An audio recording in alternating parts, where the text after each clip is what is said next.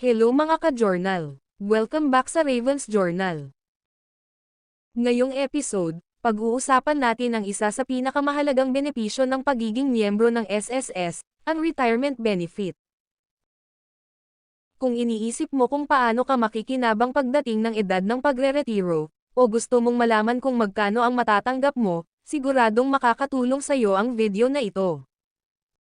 Kaya tutok lang. Ano ang SSS Retirement Benefit? Ang SSS Retirement Benefit ay isang cash benefit na ibinibigay buwan-buwan o isang beses lang, depende sa kwalipikasyon ng miyembro. Ito ay bilang kapalit ng regular na kita kapag tayo ay nagretiro na at hindi na makakapagtrabaho. Sino ang pwedeng mag-apply? May dalawang klase ng retirement. Una, optional retirement.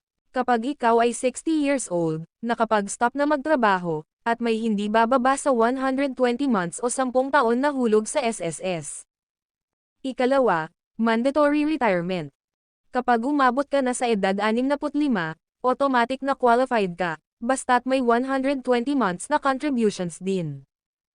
Kung kulang ka naman sa 120 months, may iba pang option tulad ng lump sum o one-time payment.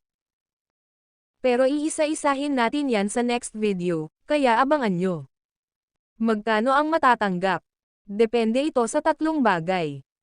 Una, ang iyong monthly salary credit. Ikalawa, ang number of contributions mo. At ikatlo, ang average ng top 60 months ng hulog mo bago ang semester ng pagre-retiro. Ang minimum monthly pension ay 2,000 piso kung wala pang 10 dependents, at pwedeng tumaas depende sa laki ng contributions mo. Kung mas malaki ang iyong monthly salary credit at mas matagal kang naghulog, mas mataas din ang matatanggap mong pension. Abangan sa susunod na video, mas detalyado nating tatalakayin kung paano kinakalculate ng SSS ang monthly pension, mula sa salary credit, contributions, hanggang sa final computation.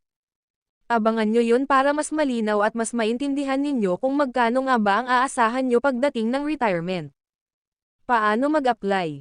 Madali lang ngayon. Pwede ka nang mag-file online gamit ang my.sss portal sa website ng SSS.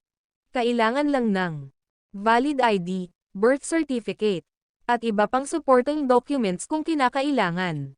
Pagkatapos ma-approve, diretsong edi-deposit ng SSS ang iyong pension sa iyong bangko.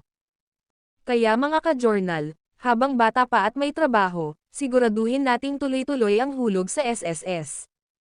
Dahil sa tamang paghahanda, makakasiguro tayong may aasahan tayo pagdating ng retirement age. Kung may tanong kayo tungkol sa SSS retirement benefits, i-comment nyo lang sa baba.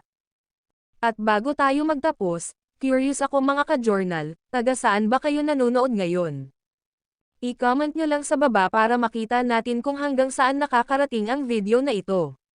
Malay mo, may mga kapwa natin OFW o kababayan sa iba't ibang lugar na makaka-relate din dito. So, kita-kits tayo sa susunod na episode kung saan pag-uusapan natin ang lump sum option ng SSS.